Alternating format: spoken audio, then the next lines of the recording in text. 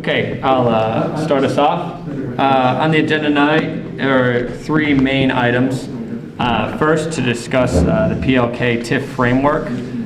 There's going to be a presentation from PLK, and then we have a few folks here who are going to help us understand kind of the finances of the ask, so we can evaluate that properly and report back to council. Next is going to be conversation number 3 by my count of Rookwood Exchange TIF, the extension. But what's going to be interesting here is confirmation of understanding. And so we brought some of those same players here to, again, talk about the financing and what that really means, what the exchange really means, and what the extension might do or how it might impact the city. And then we are required to do our quarterly review, so we're going to do that. Everything on the list will be reviewed except, I should note, the bank reconciliation will not be performed this quarter. We'll do it on the next one. With the change in financial accounting software, the treasurer wanted to let them know they didn't have the bank rec done in time for this meeting. So we'll do that on the next, we'll table that for the next one. But all the other reports we should be reviewing. So with that, Nick, you want to get us started and get a kind of, you have a presentation for us? Absolutely, thank you. You can get the last one or first one. Sorry. My name is Nick Lingenfeld here with PLK Communities and Health for Student Development for Factory 52 here in Norwood. So tonight with us, we actually have 2 other people that are meeting the city as well. So to give everybody a little bit of background, we've been meeting with the city of Norwood now for a few months, typically weekly or bi-weekly depending on the need. We present where the project is, what we believe the public need is in the project, and then we help work with that group. It then presents it to the school district. So Mr. Allen's here from the school district. We also have with us Andy Grossart, who is the bond advisor for the city, as well as Mr. Pat Woodside, who is counsel for the city of Norwood. So again, we as a developer present our package. The city does its own independent analysis, and then the school district does their own as well. So I'm going to present what we have here, and then Mr. Grossart will come up and give a quick overview of how the bonds specifically will work.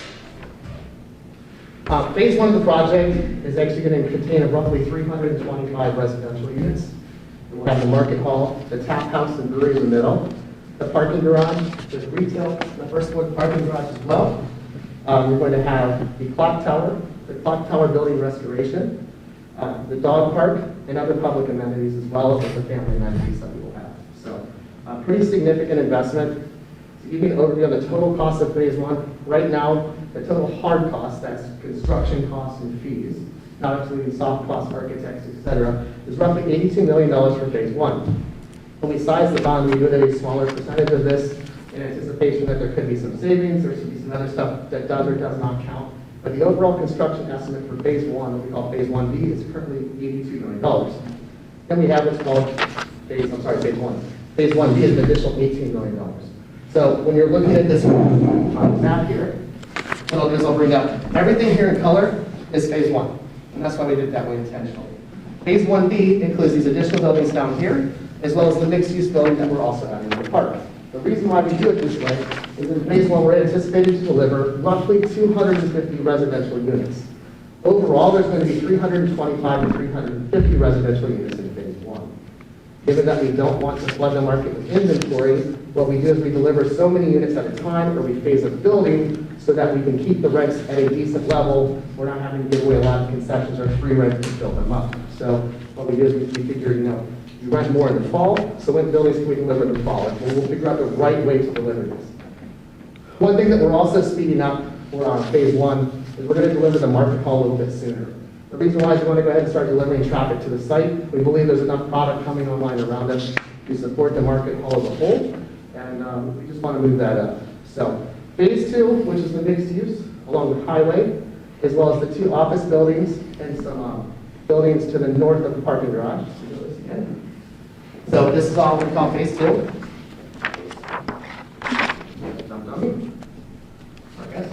Phase 2 is everything out here, as well as 2 additional buildings to the north of the parking garage. That is anticipated to be about an additional $59 million. That's 2 office buildings, that'll be roughly 100,000 square feet apiece. It does not include any additional infrastructure for those. So overall, the project right now is tracking to about $150 million. Again, that is just a rough number based on where we believe the future outlots to be. Everything in phase one is right around $100 million in hard costs today. Go down here real quick. Sorry, I'm going to do a little lagging here. Again, everything here in the green is phase one, the blue is phase 1B, everything in the white is phase two.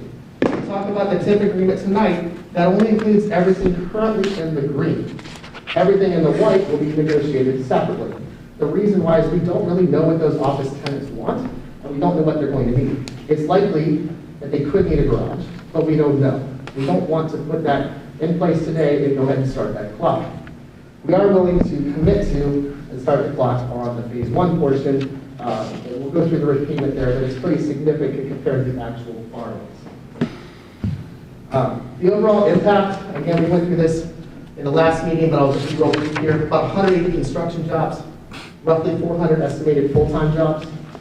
Estimated payroll from the office is north of $20 million a year. And we're looking at part-time jobs, whether that's retail, restaurants, or whatever, at north of 100 jobs. Annual retail sales for phase one is $12 to $15 million. So what are we talking about the public infrastructure that we build out front? We say that is anything that you would use as a typical public service, whether that's your utilities, your water, your sewer, anything that goes through the site. Currently, the site has none of that. So there's a pretty significant amount of money that has to be put in to even be able to build on the site. Norwood, of course, would not front that money. So what we do is we say we are committing to build X amount in development. We are on the hook to fund that and build it. And then based on the taxes we would have paid, a portion of that money would go against a loan that we can take out or a bond that we can take out to issue that utility. So right now, the rough utilities estimates as of 2 days ago is about $6.1 million just in utilities that the site needs to be able to be developed. In addition, we have about $5 million in park areas. The factory to garage conversion, which could be a public garage if we wanted to. You'll notice that we're not going to because there's not enough funds to do it anyway. It's roughly $6.8 million. And then the clock tower restoration right now is at $2.5 million without the glass elevator that they asked about in the last meeting. So roughly right now, our infrastructure up front is north of $20 million that has to support this project. What you'll hear us say is, 300 units, why do you need this help? Well, we have to support the infrastructure for the overall development. Remember, this infrastructure that must be put in up front is needed to support 500 residential units, 200,000 square feet of office, all these other amenities. But we have to do it up front, or we don't have a street grid. We don't have sewers. We don't have anything else that makes it work. Could you phase it? Potentially. But then you don't have access. You don't have water to the back. You're going to rip up the roads after you put them in and then go put them in later. Well, it doesn't make a lot of sense. So that's why we have the TIF where it's at today. So what are we requesting for phase one, this reinforcement that you guys saw earlier? So again, the phase one TIF is to help support roughly $20 million in public infrastructure. Well, if we issue a TIF bond, which is taking a percentage of our tax revenues that we would pay over a 30-year span, you can issue about a $9.8 million bond. But after you pay interest and everything else, what is the true value of that? It's about $7.5 million. So on a $9.8 million bond we issue, 7.5 from the TIF can go help offset that. So we as a developer need to either kick out the difference or find another way to fill that gap. So what we're talking about saying is we want a different type of tax abatement, a little bit longer than normal. But at the same time, we as a developer are still probably kicking in a third of the total in our own cash. So right now it looks like about a third in tax abatement, a third in TIF, and a third in PLK kicking in an additional $7.5 million of our money up front to get this project off of the ground. Again, this TIF is necessary because we don't have any utilities currently on the site and there's no infrastructure. We've always heard, we'll just put office building on the highway. Well, that's great. There's no water, there's no sewer, there's nothing through that site. How do we develop the highway without this infrastructure? So yes, we know that land is valuable down the road, but it's not there today until we get the infrastructure in place. Again, the city of Norwood is not physically paying for any of these bills. I want to make sure that's pretty clear to everyone. This is PLK as a company agreeing to build a project of which the city of Norwood is agreeing to allow us to use a percentage of future tax revenues to help subsidize that. So again, we are issuing a bond based on our ability to make tax payments. The city of Norwood is not physically giving us cash for this development. So I make sure that's that differentiation. As far as the CRA tax statement goes, so right now Norwood has a CRA. I'm sure some of you may or may not know. But this project, because we did all the environmental remediation by ourselves, qualifies for what is known as a VAP, or Voluntary Action Plan, under the EPA, would qualify us for a 10-year, 100% tax abatement. By just completing the VAP process, that tax abatement will come into place anywhere there was a historic building footprint, which is essentially the whole site. So what we have asked to do is we're going to continue to go through that because we believe that is critical to the long-term success of the site. At the same time, we're going to waive our rights to that 100% tax abatement for that 10 years. In lieu of that, what we're asking to do is abate the taxes on the residential only. This is not the commercial, the residential only for 15 years. So that's 5 additional years. That 5 additional years helps make up some of that gap I mentioned before on what the public infrastructure costs are. But I want to note that technically, it's really not 100% abatement anymore, it's about 80%. And the reason why is we have to take some of that tax abatement to service the interest on the TIF. So at the end of the day, your 80% for 15 years is effectively about 100% for 10, or pretty close to that number. So at the end of the day, we're asking to exchange a 10 for 15, but the 15 lets us pay interest. I know that's a little complex, and I've done this for a lot of years, so it makes sense, but it's hard to understand why a project like this would need the abatement when you're building all this new and it doesn't make sense, but ultimately, it's that public infrastructure that has to be paid for in some capacity. I also want to note that we're going to self-impose a special assessment, and the reason why is that's where we're going to help, again, pay for those bonds. It's about $237,000 a year. We are also agreeing to minimum service payments with the schools, which Andy will come up and cover in a minute. But historically, over the past 10 years, the schools have collected about $120,000 total over a decade, and we're proposing to pay them back every year during the term of our deal. So they have that minimum service payment that's greater than they would receive a 10-year span every year once we're complete during that initial abatement period. So the schools will be there. We're also proposing to make the schools whole. They're much better at that map side than I am. I'll let them come up and talk about that. So what are we going to do once phase 1B is done? We don't need all that additional abatement. So what we're agreeing to do is go to a 65-35 structure, or requesting to use a 65-35 structure, which is very similar to what you see in Cincinnati. So as those new buildings come online, they're no longer 100%. We're going to go to a different, lesser scale where the schools will simply get more money, and that we as a company are willing to offset that cost because we don't need it all once the infrastructure is in place.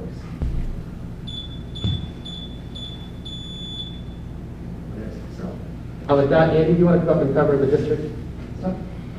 You want to come there? Can you see it? Yeah, we'll come out in the way of anything here. So you're okay. That's all right. You can even go up to the front corner if you want. Yeah. I've got bad eyes these days.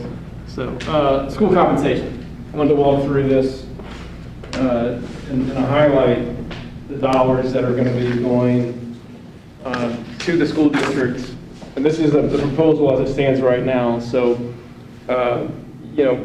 Nick talked about the 30-year 100% TIF, and it's broken out in a couple different phases. So, first phase, which is the phase 1A residential, there's $72,000 a year during the CRA period, the years 1 to 15. And then after that, we flip over to a 65% of what the school district would have gotten for years 16 to 30. That's roughly about $510,000 from years 16 to 30. And on the commercial side for phase 1, we're at $50,000 a year for the life of the TIF district. So that one's pretty simple. Once what we're calling phase 1B is constructed, during the CRA period from years 1 to 15, we're looking at 35% reimbursement to the school district.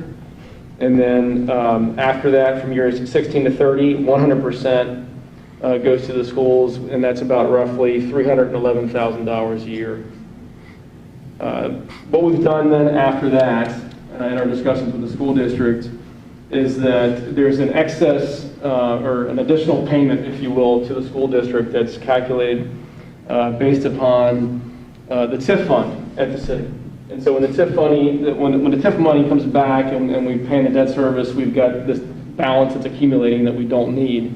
And so we are compensating the school district on this secondary compensation payment over one time of the debt service. So if debt service is $600,000 and there's $800,000 in there, they get the extra $200,000, and that happens each year.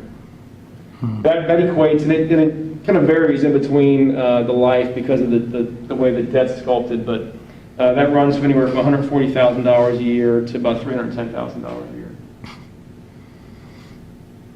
Just for comparative purposes, just so you know, right now, in terms of what the site is valued at in 2020, there's about $6,426 coming off that site. Roughly a little more than half of that goes to the school district at $389,000. So turning the page, next slide, in terms of totals. When we talk about Phase 1A and Phase 1B, in terms of what is guaranteed in terms of the cash flow that is going to the school compensation, based upon the values we're using today, we're about $14.99 million. That additional compensation that we talked about, that extra TIF money that's coming from the excess TIF balance that we don't need, is about $5.79 million. So we get up to about $20.12 million in school comp. And then just for comparative purposes, in terms of what the school district would have gotten at 100% all the way through, that would have been about $21.54 million. So you can see we're a lot of that's coming in the back end, though, I mean, because of the way this is set up in terms of having to service the debt in front with the CRA, but that's the cash flows in terms of how it looks for the school district. Any questions on those numbers relative to those last two slides? Like, I'm definitely seeing the numbers. I'm understanding kind of the concepts that you're going at here. My only, I think I need to see it also in a spreadsheet. So Yep. what I'd really like to see is basically a spreadsheet that has essentially the where tax dollars could be going from the TIF district, so city, school district, paying the bonds, and then essentially where they're coming from. So like Phase 1A, Phase 1B. Yeah. So and just kind of let me just see that. And then also, I think that would probably help it. And of course you don't have it now, but after the I meeting. got a hard copy here if you want. Yeah, it might be good to we see. will. I will send you to Tom an electronic version, so you guys can all have it as a committee, and you can, if you have questions on it, happy to sit down and talk about it, or do a Zoom or anything of that nature. Yeah, and then the other thing is, so if there is excess dollars, you're saying it doesn't just sit in the TIF as a TIF balance, it goes to the school district. Correct. So what happens if we need to repave streets in there or fix, just whatever other infrastructure improvements? Is PLK going to then cover that, or is that something that they're going to expect the city to then cover out of our general fund during the TIF period? In terms of maintenance of streets and Yes. those types of infrastructure assets? Yes. Yeah, we would cover that. So actually, as far as I know right now, it's either, we don't know if the city's gonna hold the roads or the Port Authority will. But he will be responsible for all the maintenance on those roads during that time period.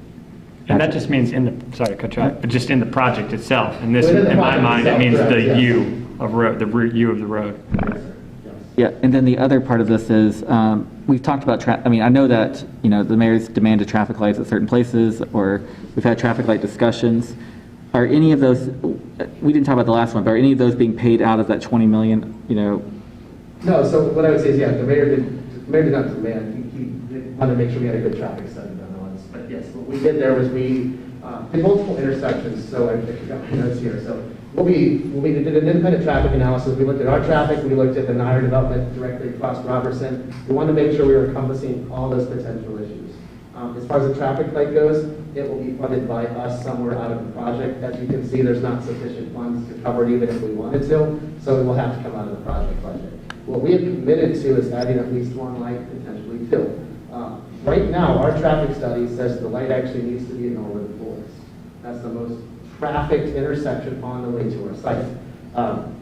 Is that necessary? I don't know, but what we want to do is check that one down the road. We do believe Park and Forest needs something.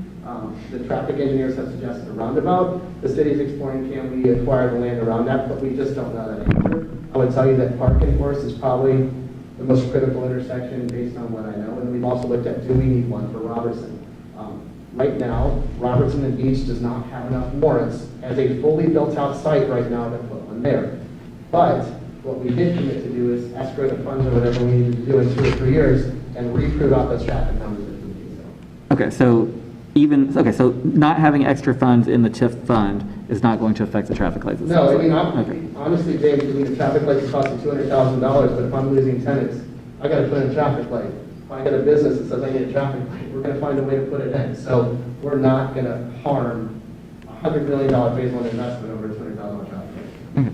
But yeah, we don't, we did provide a full detailed traffic study to city. Thank you. Yeah. If you want to stay there, I'm interested to hear if you've already been given these numbers, or if you thought that the 20 versus $21 million was comparable and it was timing that you were concerned with. So, no, I appreciate that, Mr. Chairman, and thank you for inviting me to this meeting to have this discussion. So officially, I can't comment on the numbers because those are active negotiations with Mr. Brossart and the school administration, and this is not the proper venue to be discussing that. I will say that the next step that needs to occur is that the city needs to formally send a letter to the school district asking to enter into a TIF district agreement with the school district. Once that letter is sent and received by the school district, then we're officially on the clock. I think we have 45 or 60 days or whatever to get the language and the verbiage of that agreement in place and either pass it or reject it. Okay, thank you.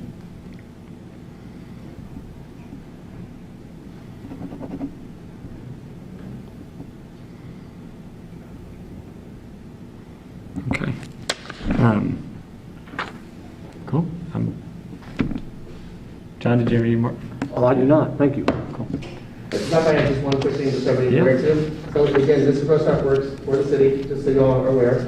The school has their own advisory, the club has their own advisory, and then we have our own as well. So just, we're going to say a set of numbers just so you have an idea of where they're all coming from, and everybody's aware that he's representing those numbers from the city. Thanks for that. Cool, thank you.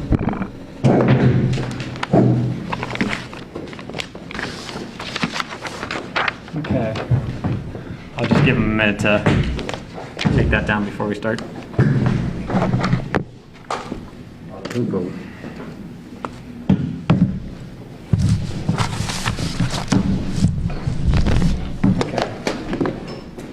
For the next item, on the agenda, in one council meeting and two finance committee meetings in the past, we talked about Rookwood Exchange, particularly what was presented to us as an opportunity to extend the current TIF by 30 years when the current timeline, I think there's like 17 years left, came up. And I think it'd be a good idea to hear from either Pat or Andy, kind of like why we were presented that as an opportunity. It seemed to make sense to our committee and to the full council when we reviewed it. But I think a few people wanted to hear kind of a little bit more about why that could be an opportunity, what we were actually on the hook for. We were told that we could kind of vote to end it at any time. So if you could just kind of run through that fact pattern all over again, that'd be really helpful. So as long as there's not debt outstanding, the city has the ability to cancel any TIF district they want at any time. This was the TIF extension law was passed middle of last year and became effective and said that in any year when you have a TIF district that is generating over $1.5 million in gross revenues, that year is the first and only year you have the ability to extend it for an additional 30 years, as long as you compensate the school district what they would have gotten had there not been a TIF. Okay? So the clock was ticking on us, and that the year before, $1.5 million, in excess of $1.5 million had been collected in the TIF district. And so by the end of 2020, the city had to, the way the current law is written, was the only time the city could extend that TIF district for 30 years. So as we go forward and we come to the end of the life of the TIF district, should the city decide not to or keep it in place, you can get rid of it, the debt will be paid off. If you choose to keep it in place for other uses, that opportunity is there. But the school districts are comped 100%, and it doesn't impact them in a negative way there. This doesn't do anything for the developer. because it does not extend the debt. It's separate from the debt piece that's currently out there on the Rookwood project. Rookwood was the only one that there was an opportunity to do that at. Cornerstone was close, but it didn't make the $1.5 million threshold. Okay. Thanks for that. For anyone wondering kind of why you're here, kind of repeating some of the stuff that I know that you gave us before, there was a lot of concern that it put, particularly the school district, in a disadvantaged position. I didn't quite understand how that would happen based on, I guess, what you said here again. But Brendan, I think you can speak either on behalf of the school board or yourself on kind of why you felt that that was not good for the schools, because I'm not seeing it, and I'm hoping you can correct me. No, I appreciate that, and again, thank you for the opportunity to do this. Now, I can't speak on behalf of the school board because I'm only one of 5, Okay. right? And we did not enact any official responsibility for me to come and officially address on behalf, so I'm doing it as myself. Okay. However, this particular TIF district has been problematic for the school district. The reasoning being is all based off of valuations. So the way the debt service works is that based on the property's valuations, the payment to the city to pay off the debt in the schools, the way that contract was worded, is that the debt was serviced first and then the schools came second. But if the property doesn't hit the right valuations, then the school district doesn't get the funds stated in the agreement, which means that we're being shorted. And so far, that has happened for that particular property to the tune of they owe us almost $1.2 million in unpaid revenue because the valuation hasn't hit the target that they set out forth in the agreement.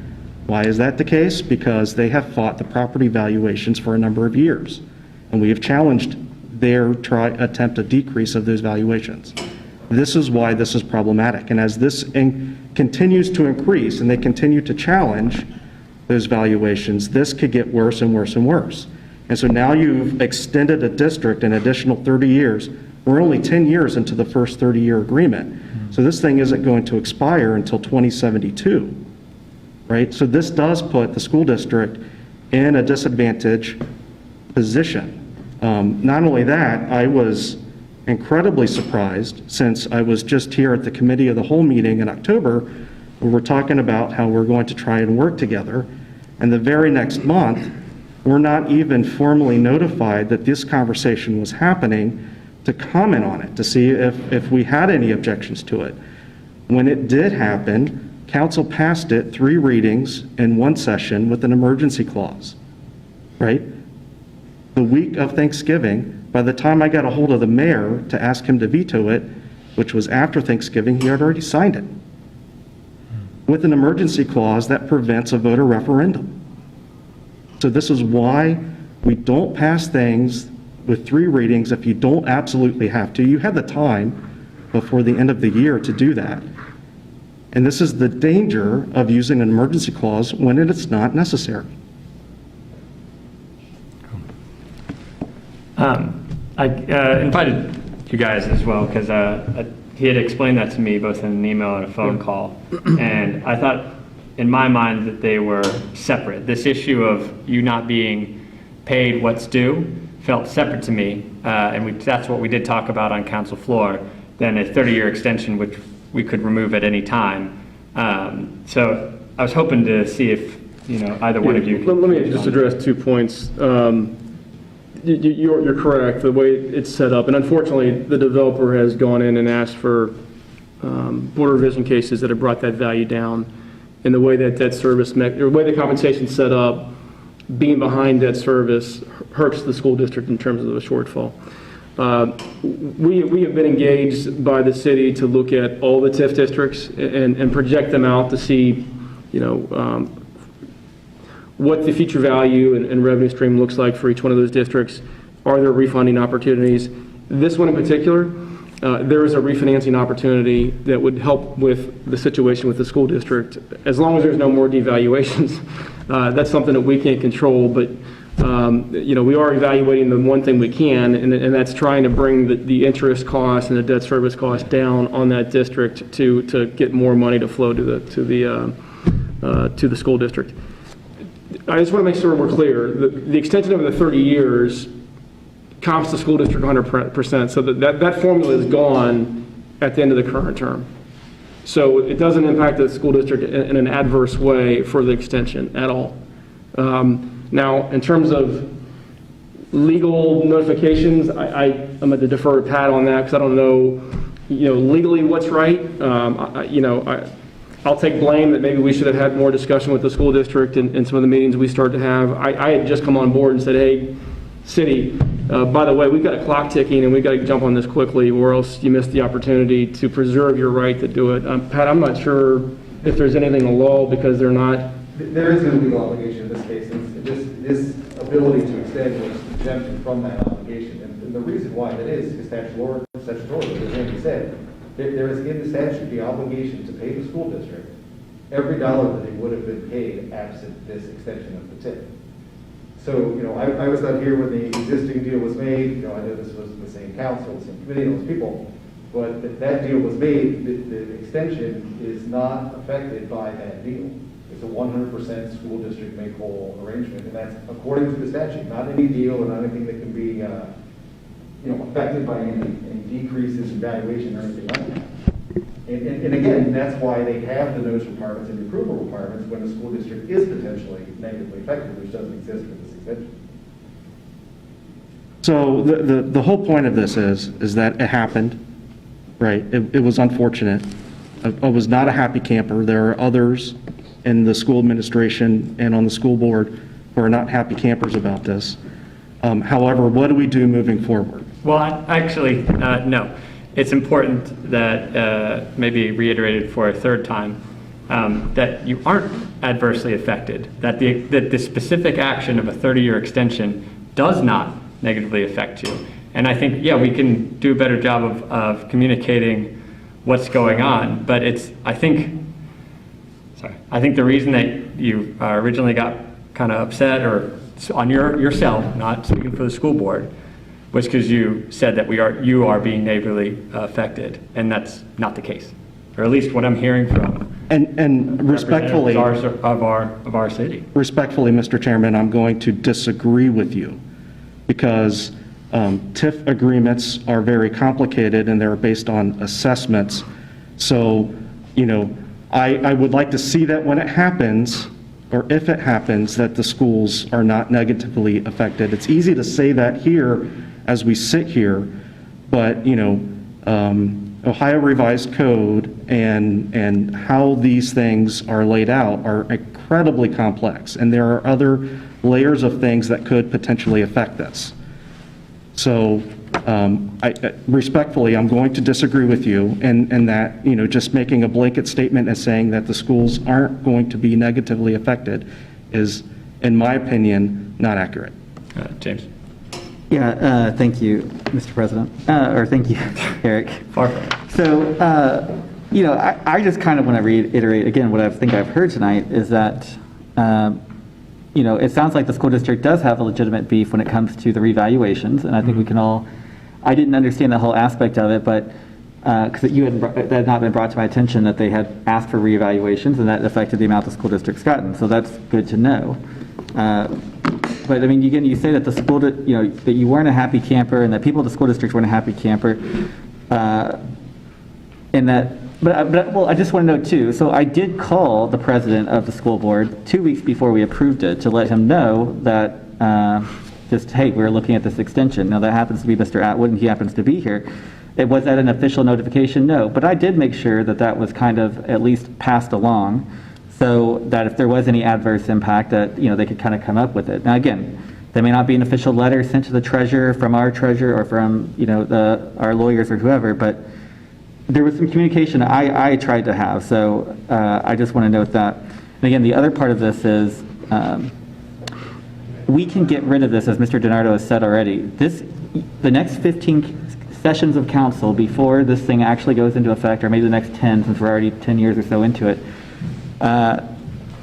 they can get rid of this at any time. I mean, the only reason why we approved it the way that we did, and we approved it before the end of the year, is that it could always you can go back on it, but you couldn't add it anytime later.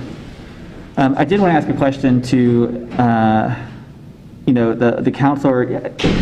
How did this come to us? So, Mr. John, maybe you can think, but, it's been thrown out there that the Andersons demanded we do this or asked that we do this, and I haven't heard the Andersons' name in this at all. I mean, just basically the owners of the site. I haven't heard any of that. For me, I thought it was to protect the city's rights on this. So I would love if maybe the chair or whoever else could just say, how did this come about? Were the Andersons involved, or was this really a suggestion? Yeah, go for it, because it was presented as an opportunity to us, and it still feels like one. I don't think the Andersons have a clue that it even happened.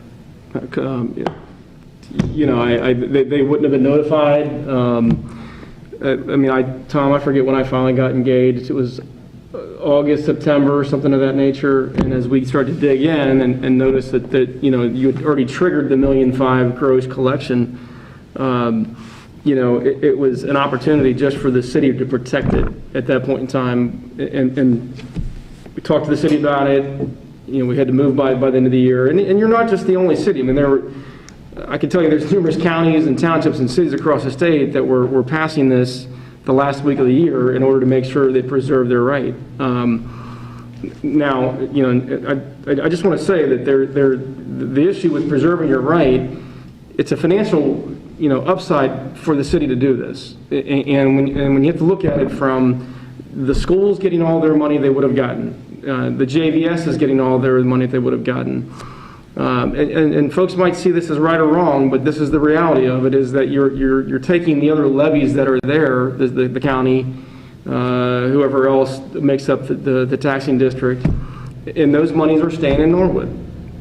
In essence, it's a 25 mil increase on that site just to the city of Norwood to take care of public improvements. Now, you can look at that on both sides, right, and say it's not right, you're taking the millage from the county and the other levies. Or you can say, listen, we're keeping money here in Norwood. That's really the reality of it, and that's what you're gaining. Obviously, your revenues you can't touch because it's going in the TIF fund. That's the mechanics of it, and that's really the economics of it in terms of the gain. Again, you could cancel this at any time you wanted to in the future, and you could get into it 2 years, I forget what date it is, and decide this isn't a good idea, we want to be done with this. That's up to you. At least you preserve that right at this point in time to keep that there. Yeah. As far as I know, the Andersons know nothing about this. They were never, no one, it was actually my idea, calling Pat, saying, hey, what about this? Let's take it to the city. That's how it occurred. So the mayor never came to you and said, we need to do this, right? You all came up with this idea. We came to the city and said, you need to do this before this time frame or you lose your opportunity, the way the current law is written. Now, there's already discussion about decreasing the $1.5 million to another number and opening it up for other TIF districts. Where that goes at the state level, I don't know, but at least the way the law is written today, we had to move on it now. Thank you. That answers my Thanks question. for the clarification. So the point of this being on the agenda was, one, to have these guys here go through kind of every reason why it was presented to us and why the council decided to move forward with specifically the 30-year extension. I would say, I think the fact that the first item on the agenda is the PLK TIF, and that I think all of council is committed to continue making sure that when TIFs, CRAs, or any project-based either funding or tax abatement is considered, you guys are involved, and I think we're trying to do that. To be honest, just speaking for me personally, I think that not only was there a time stamp on this, it was also, and still is in my mind today, specifically voting 3 readings to add 30 years, which can be revoked at any time. So that's why this is on the agenda and the conversation I plan to have. So.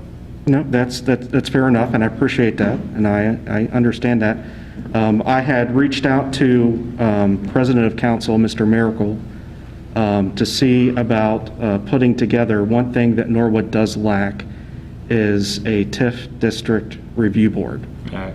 And so I think the city would greatly benefit from having both organizations, representatives from both organizations.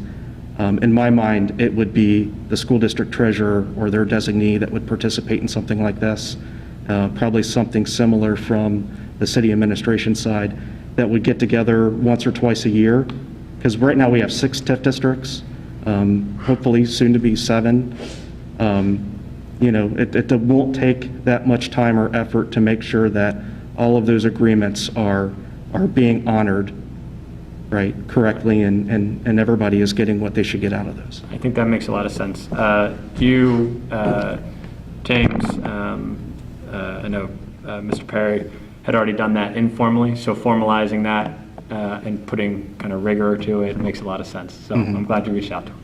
If I may, we've also been undertaking, putting the history together for each one of those TIF districts. And so we were probably halfway through that process. And, you know, a lot of other communities we do this with, we share that with the school district. And I think it's a great idea. And so that they know how to look at their 5-year forecast and what's coming in. And it's just a better way to see where values have gone, you know, to your point on Rookwood, not only Rookwood, but Cornerstone. I mean, that's another one.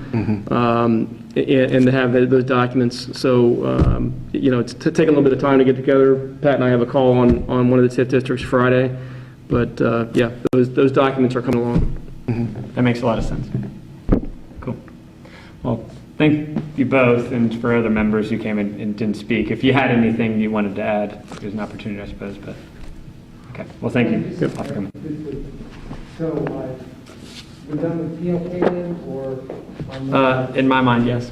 Unless these guys- I just want to say that the reason that we wanted to come to council with, here's what they're asking for is the package come to the Economic Development Committee, the Finance Committee, just to get a sense to make sure everybody's on board with moving forward with this.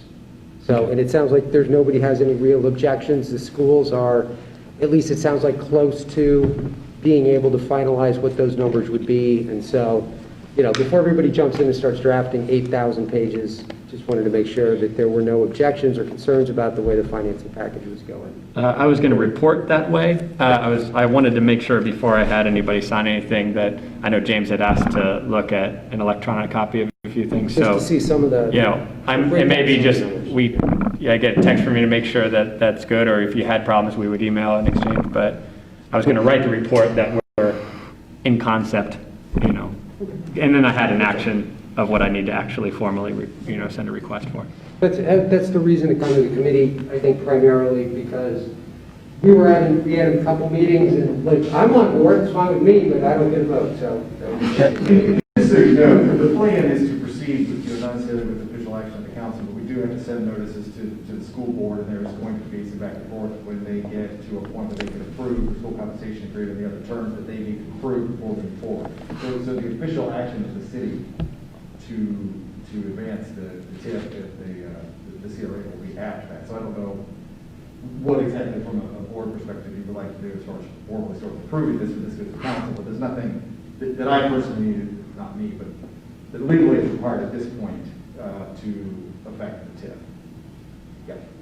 Yeah, no, I would just say, I mean, from my standpoint, potentially in this report, then you might put in there to encourage them to proceed with that letter, you know, that we're good with that. Not that you need it, but just that. Yeah, sure. I mean, that's sort of, I think, the sense here, just that everybody's on board with the general financing plan. Yeah, But as presented by PLK. So, and I mean, I would say, again, you know, of course, from the city's perspective, I mean, it's all about the earnings tax, right? I mean, we all know that.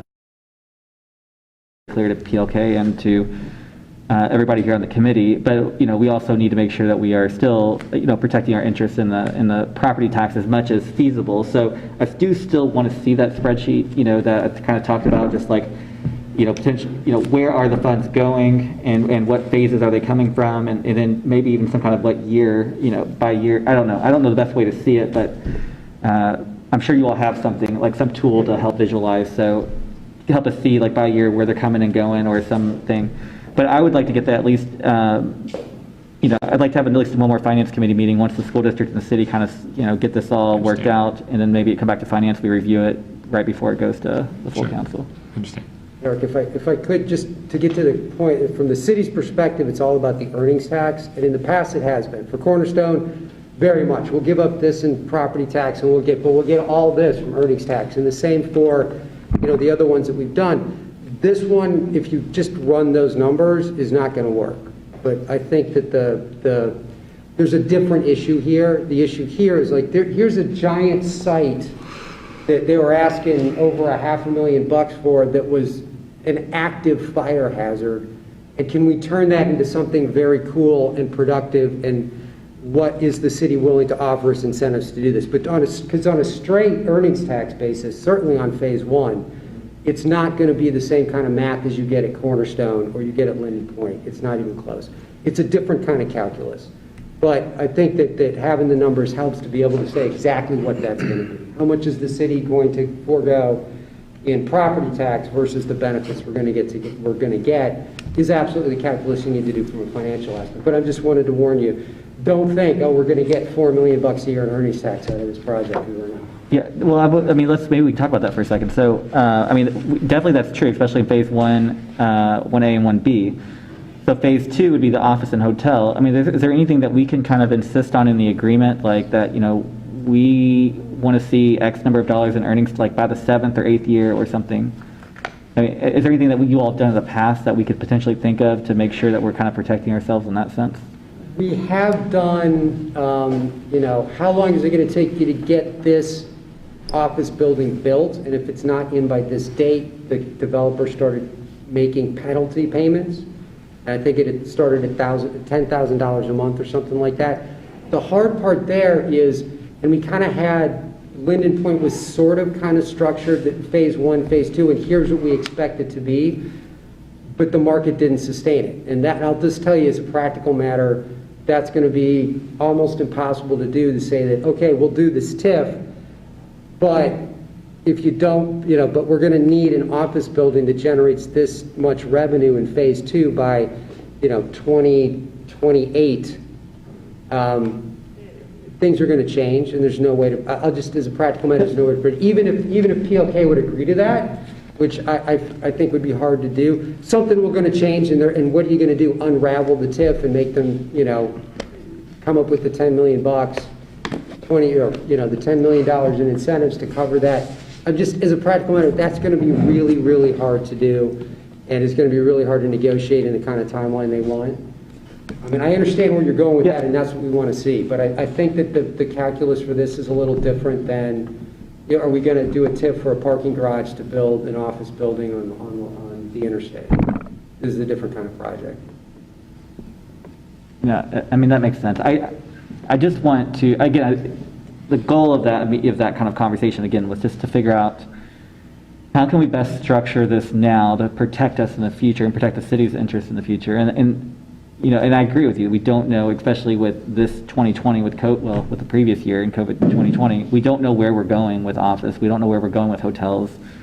We just don't know, and that's really it's our bread and butter. And in most cities, like bigger cities, I think that's a huge thing. So if there's anything, Mr. Moore, that you think of, like in the meantime, while you're thinking of this, I would love if you could reach out, suggest anything. But I understand where your head's at, and I appreciate your.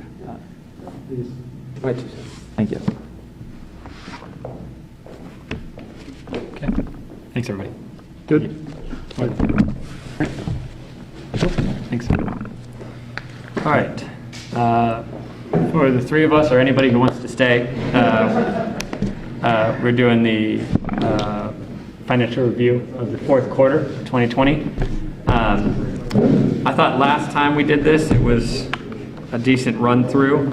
No one seemed to object to, and the way that we went about it is we looked at revenue report, although we did have Mr. Maloney here, he wasn't able to make it. We went through kind of I chose the expense report current year because it has the kind of like the encumbrances, unencumbered balance, percentage used, and it made it kind of easy for us to go through and see anything that we wanted to talk about. And the takeaway, or kind of what you guys have questions on that we collectively can't answer, I'm going to be taking notes, and I'll just ask the relevant kind of either person or department, just like we did last time. We had a few carryover for Mr. Stitt, our auditor, for Chief Kramer, the police chief. So we'll just do that again. If we can't answer something, you guys say, hey, that's curious or interesting, I'll log it and I'll report back. Probably at the same time that I finish this report and email it to you guys. That make sense? Yep, it does. Oh, and like I said, we won't be doing a bank rec. We didn't last time. We won't this time. We need to, and actually it's part of the what the state wanted to see it, but we can't today, so we're just doing the next one. Okay. All right. So I don't know if you were able to print it off, but you know the auditor department sent probably about a week ago the year-end reports. So kind of like last time, just going through and looking for either highlighted or items or percentage variances that you were surprised at or wanted to know more. So I printed, or not printed off, but I have pulled up here. I mean, I guess the cash report might be a good one to start with. Sure, I can switch. Yep. So, the cash report, just for everybody at home, it just shows an overview of each fund. So just one line per fund. We've got maybe somewhere between 80 and 90 funds, I think. But it has the beginning balance at the beginning of the year, how much revenue we had year to date. It also has month to date, but it's not as relevant for this end of year. How much revenue year to date, how many expenses year to date for the whole year, and then what the unexpended balance was. Right. In any encumbrances, right? So, the general fund, as we look at it, I mean, it was a really good year for the general fund. So the general fund, we started off with $4.6 million. The unexpended balance, which basically doesn't account for encumbrances, it's 7.1. But if you count for the encumbrances that Final balance or whatever. the auditor's office has been really diligent in getting rid of ones they feel like they don't need. So there's still 700,000 or 693 in encumbrances. So a lot of those are still going to be used. So it makes the ending balance 6.4, 6.45, somewhere around there, $1 million. So I think we've got to kind of consider, and this is where I hope the auditor does an auditor's report this year. He didn't do one last year. So he normally does one at the end of every year, and it really provides, and usually in that report he talks about some of the one-time things. So last year, some of the one-time things, we did have a small increase in earnings tax, but it's fleeting because we just don't know, we've talked about this, we don't know where earnings tax is going. As soon as that state exemption ends, and all these people that are not working in the Paycor Tower, or not working anywhere else, those people are back at home, they're staying at home permanently, and that exemption ends. They're paying their earnings taxes to where they live, or if they live in a township, most likely they may not pay any earnings tax at all. So, we're gonna take a hit there. Some of the other one-time items, we had the CARES Act funding. So the CARES Act, we actually backed out some expenses. So some expenses that we might have paid for out of the general fund, so like maybe some firefighter overtime or some police overtime or something. We used some of our CARES Act money for that. As well, we had the recreation department wasn't open last year. So, if we go look at some of these individual things, I'm just kind of giving an overview.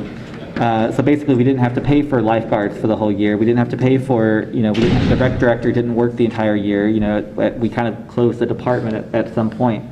And there's other departments too where we had, just kind of a delay in hiring, or we just didn't use it. The senior services department's another one. We didn't have the contractors that were doing the cooking this year because we had the senior services closed. So, I think last year it's a banner year for the city when it comes just financially. Like some great moves with union contracts, some great moves with other things. We hired some people that I think made many more times their salary. Like just thinking about the executive assistant, other people that between grants and other savings that we found in the city, they've really been kicking butt. So it was a banner year financially for the city when it comes to that. But a lot of this is not permanent. And I think it's one thing we need to remember as we go into next year, looking at that ending balance, and as we look at the financial recovery plan, we've got to be conservative when we add expenses that are going to be annual recurring expenses. Right. And I think projects are a much better thing for us to focus on and get things fixed, or if we do end up taking possession of the recreation center or of the YMCA building, getting that up to speed, things that are going to benefit the citizens for a long period of time with an upfront cost. I think that's going to be where we want to focus because there's going to be so much Hey, uncertainty. real quick, could you guys, I'm having trouble hearing James. Good. Thanks. No, that's a great point, and you made a comment about the auditor's report. Mr. Stith, our auditor, did say that in the coming days he was going to distribute to all of us really his annual report. So it should have hopefully some of the big key hitters that you were talking about. But that was a really good breakdown of some of the one-offs, particularly the CARES Act. I think us and a lot of bodies benefited from that, and it was used in a way that I thought really helps us, especially from a cash in the bank situation. We had a lot of funded expenses.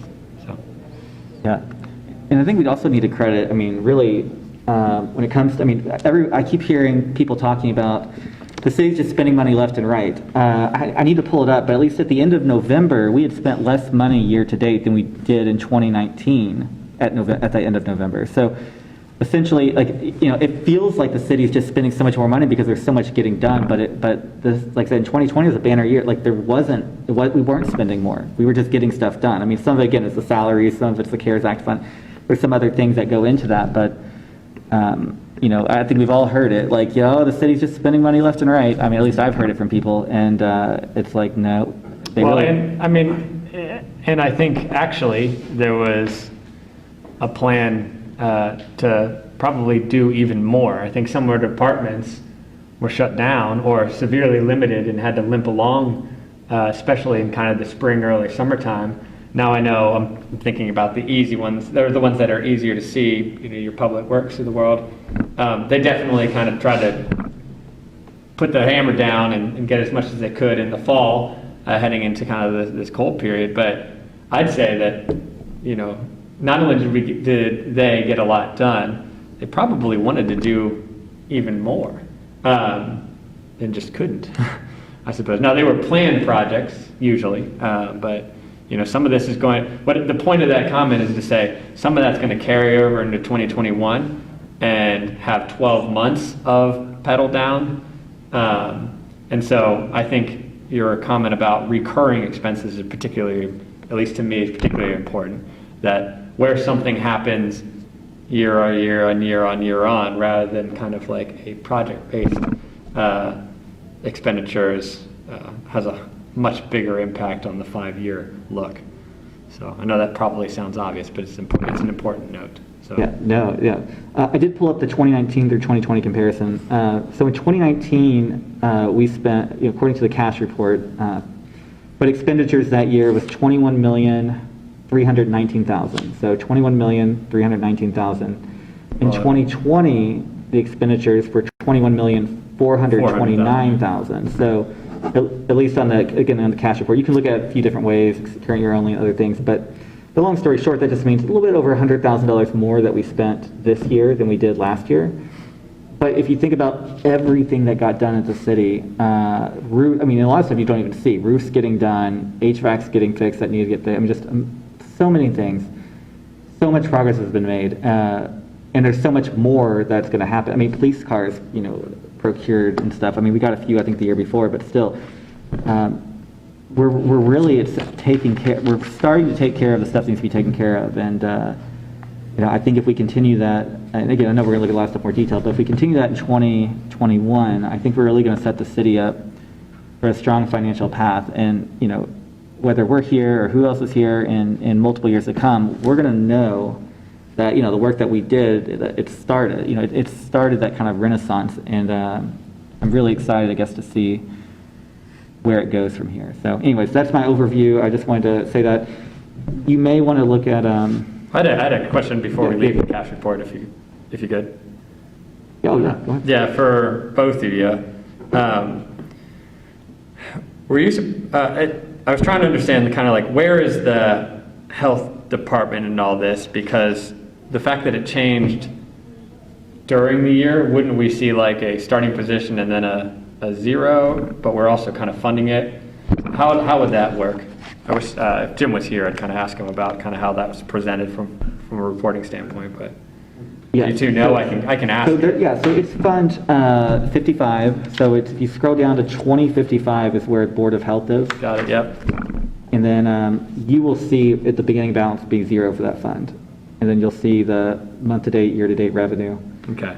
I did notice that I went in the revenue report, they did back out, it looked like they backed out all of the birth certificate, I think it's like 50,000 a year, but all of the birth certificate revenue and all of the food service funds revenue, it looked like they backed all that out, even to the beginning of the year, and just pushed it to the Board of Health, basically.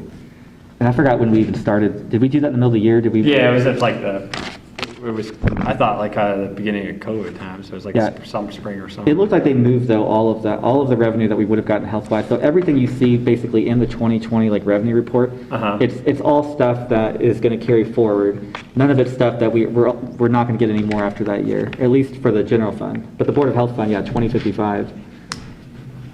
Thanks for answering that. Yeah, That's yeah. useful. So, I mean, a couple of the key funds that I think that we should look at on here, if you just take, but like the water fund, so. So that's at the end here. Yeah, so water 50/50. Yep. Yep. It's your final page, John. 50/50. So that we had beginning balance about 1.8 million. Ending balance was about 1.3 million, a little bit over that. That's one where we just, I think we should make sure we keep an eye on. We probably should dig in deeper at some point, ask the auditor too, to make sure that, what's getting, essentially to ensure that we're on a sustainable path. I mean, I think some of that could be that, I think we spent $200,000 or $300,000 on some high-tech studies of the water system. So that could be part of it, why we're so much lower than the beginning balance. But I think that would be a good place, I think, for us to. Yeah, I heard chatter of there being kind of like a cost benefit, napkin math, I suppose, of putting smart meters across the board and that being able to fund itself over a certain period of time. I don't know if that's necessarily the auditor's job to answer that question, but in the same vein of kind of how did we drop over 400? What did we get for that drop? It might also be asked, have you considered this sort of thing?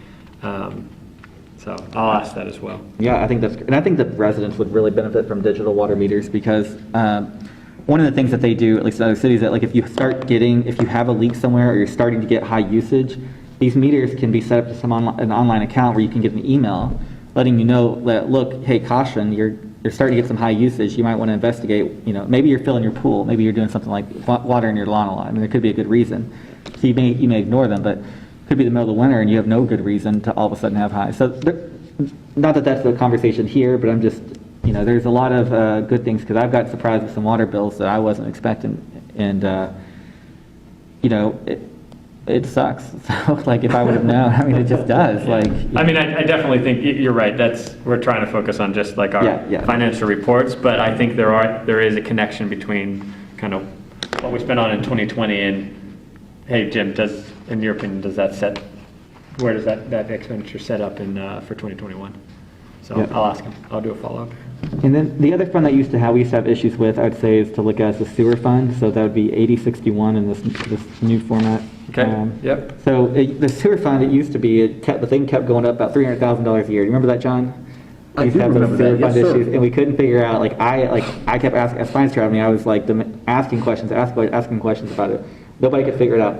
And it turned out the MSD was basically crediting us 7%, like as like a collection fee, since we collect it on the water bill, so they don't have to bill people for it. They're basically giving us 7% back, kind of just as a, to help cover the cost of the billing and stuff like that. So we should have been putting that in our water fund. So we did end up backing that out. But anyways, we just want to make sure we don't see that fluctuating anymore. And it doesn't. It looks like, ending, we'll just ignore the encumbrance part, but 1.1 million to start it, and then ending balance would be about 1.1, a little bit, a couple, maybe $10,000, $20,000 Yeah, more. $15,000 more, or $25,000 more. But I would say that seems $500,000 encumbered. I wonder what orders are out. Yeah, it's likely that encumbrance is. It would have also been seen. Actually, I can look on the 2019 report. I got it right here. Okay, so sewer fund. Would that encumbrance have been? So yeah. So last year there was at that same time there was a 400. So we ended with 1,160,000, Yeah. And then there was a $427,000 encumbrance, so the actual ending balance on paper was $733,000. Yeah. So essentially, I think those encumbrances happen every year just due to timing. So probably bills that need to get sent to, MSD. It looks like it's higher this year than it was last year, but it looks like those probably happen every year. I'll ask him. I think I want to include that. Oh yeah, definitely ask about it for sure. Yeah, yeah. Cool.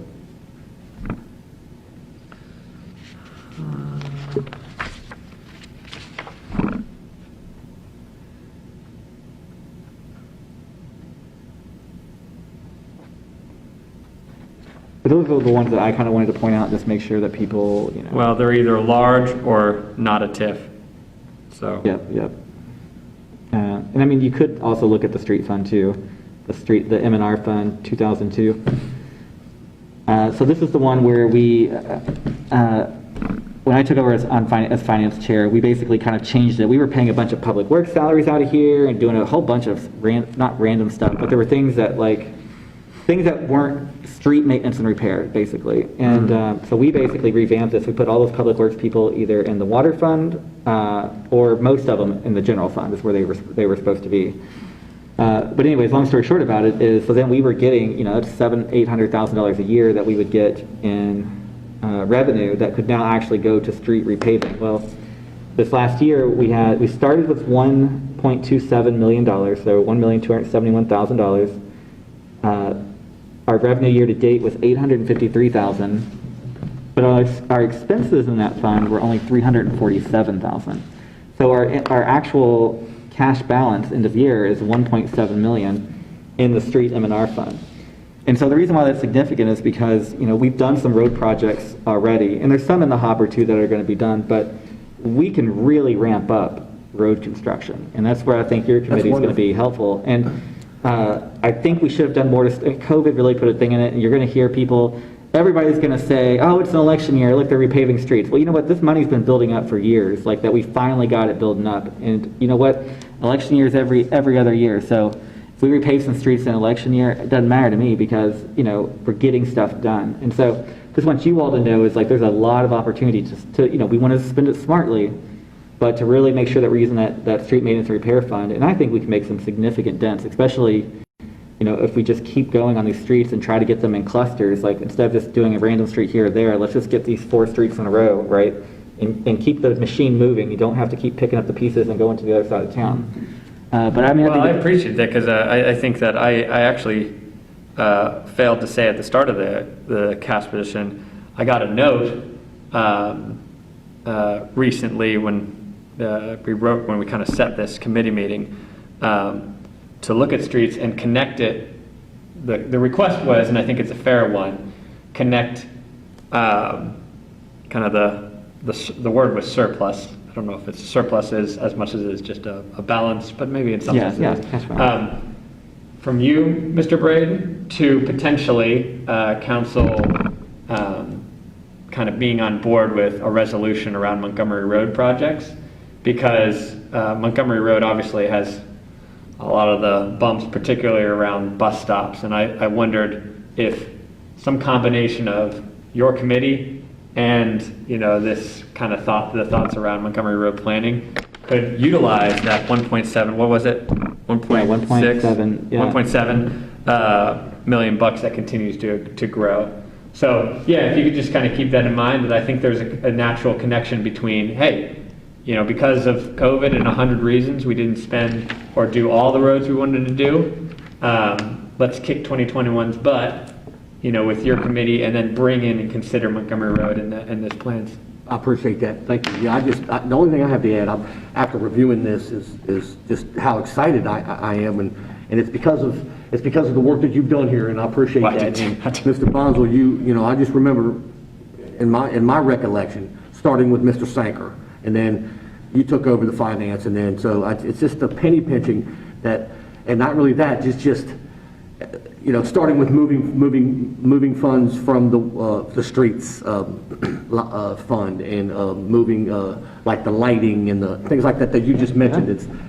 It's those things like that that's brung us, and many more, that's brung us to where we're at. I'm very proud of that, and you know, I appreciate you too, the input that you guys put in. I feel like I'm sometimes just sit here and I appreciate you guys, and this is a very exciting and Well, that thing he was just talking about was before me, so that's the council, James. well, you know, Mr. Bernardo, I appreciate that, but I disagree, man. I think you're doing a great job, and it's the collective, that we are doing here. I think you're doing a great job. So I hope it's my hope that you continue to do this, and Yeah, yeah. In a finance, yeah, that's the thing. You could have, I mean, the positions could have changed. I mean, even though we didn't have to do it, but like if things would have gotten bad, I mean, anybody could have made a decision. You know, you as finance chair could have recommended that we go do something different, and that's always a risk. And so, no, I mean, I'm glad that we're all still moving in the lockstep direction. I think we all share the same vision. it's something to be said about smart strategic moves and on your part and you know, and us as well as a committee here. And I'm proud of it, and I'm proud of you guys too, so. Yeah, I think it's good. So, I mean, Eric, I was thinking that maybe we get something, and maybe the auditor's report's going to say it, because I mean, I think maybe going through the expense report, like, if we go through it line by line right now, I'm sure we can definitely do that, but, I mean, this report used to say, I mean, it would basically say, like, for each major department, it would have, you know, how much we spent, what we're expecting to spend, but I mean, I'm thinking that potentially the auditor's report could help us here in this, as we look at this. And then I also wanted to tell you too, so as we're looking at the financial recovery plan, you know, I know there was some concerns about whether we don't have an ordinance exactly passed, so we can't put it in the recovery plan about dispatch. Well, I think we can go ahead and build the dispatch changes into the recovery plan. I think that would be fine. I mean, we don't know if it's going to pass or not, you know, we'll see, but I mean, we all know, we've heard that the mayor has a statutory authority to do it, and then Hamilton County will just bill us monthly. Like, we won't have a special agreement, but they'll just bill us at the rate that they're billing everybody else, the $5 a call. So we know that that can happen, and we know the mayor doesn't necessarily need our consent to do that. So I would just urge you all to just build that in the plan and look at it now, because, you know, that would allow you all to take some steps, because I mean, I think we could be paving streets out of the general fund. Frankly, I think that we're to a point where we can be paving streets out of the street fund, that 1.7 million, and I think we can repave streets out of the general fund. Like, I mean, I think we could do $2 to $3 million in street repaving next year if we really wanted to. And I mean, it's going to take, maybe when I say next year, I mean, we could start the process next year. We're not going to probably get all of that done by the end of next year. This year, we're 2021. We're not going to get all that done this year, but I'm just saying, I think we need to be aggressive, because I think that's what the citizens want. I mean, we all know that streets are the thing. So I think connecting, and the reason why I say all of this is I think connecting the reduction in cost that we're spending on dispatch, even though we have people online lying about, council members that are lying about the number of positions being created. It's very shameful in my opinion. But we can show directly the savings on dispatch, and we can show exactly where some of that goes to 311. A small part of that, yes, does. But we can put a bigger portion of it into literally street repaving. And so as you're making your discussions, Eric, I mean, that kind of how, I mean, if you discuss and you try to exert your influence, I would just recommend that that we get some street repaving, or we really start doing some stuff in the general fund like that, because we've got to catch up. I mean, I would like to just add that, you know, being part of some of the meetings at City Hall, they are being very aggressive with this street. We just got our street plan, the ratings back for that's came in, that's finished, and that's a really helpful tool. So I've been involved in some meetings where Mr. Tom Perry and Victor or Mr. Snyder or Mayor Snyder and others, Mr. Murphy and been involved, Mr. Zimmerman, they are being very aggressive in these streets, and they're attacking them worst, you know, and so just assure you that I believe that they're very aggressive on infrastructure in this community is happening right now. So, but not to say that we can't do better. Always, no, that's good to know. Always we can do better. Cool. And we're going to strive for that. Yeah, no, I appreciate it. I just want to make sure that council does everything we can to financially put the dollars there, so that we can say, look, administration, we've got this. I mean, that's really the administration's job to actually pay the streets right, but like, sure. I want to make sure that plan has as much dollars wherever it comes from, because I truly believe in, we can do it. We have the money to do it, and let's just get caught up and get it done. And then we can just say, guys, no matter what, job well done, you know, like we did it. And whatever the next people do, they do, but we did it. And, yeah, you have done a good job. We all do. Oh, yeah. Absolutely. So anyways, great job. Yeah. Cool. Well, then, maybe what I'm hearing from your recommendation is, we went through the major elements of dollars in bank.